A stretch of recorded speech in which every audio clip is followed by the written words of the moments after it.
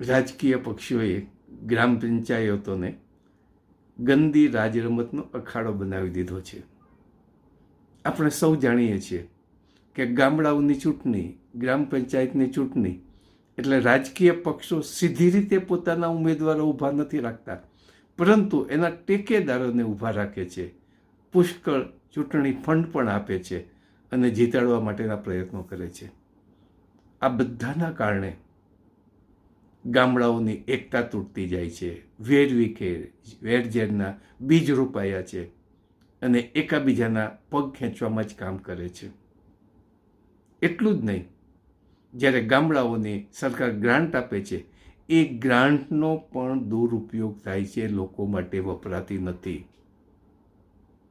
ગ્રામ પંચાયતના વિકાસ માટે ગ્રામ સભા ક્યારે બોલાવવામાં આવતી જ નથી.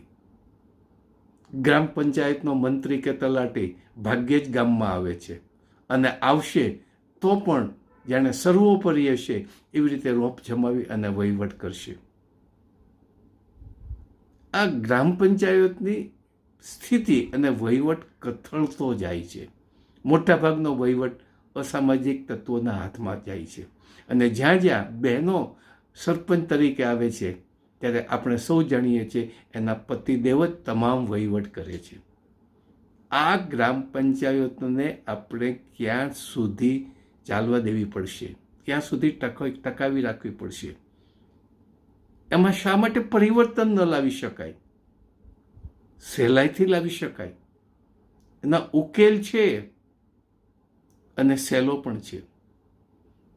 તો ગ્રામ પંચાયતમાં વહીવટી પરિવર્તન લાવવા માટે, ગામડાઓને સદ્ધર બનાવવા માટે, ગામડાઓને સ્વાવલંબી બનાવવા માટે સૌ પ્રથમનું પગથિયું ગ્રામ પંચાયતમાં સુધારા કરવા, વહીવટી સુધારા કરવા અને એના વહીવટમાં બેઠેલા અસામાજિક તત્વોને હાંકી કાઢવા.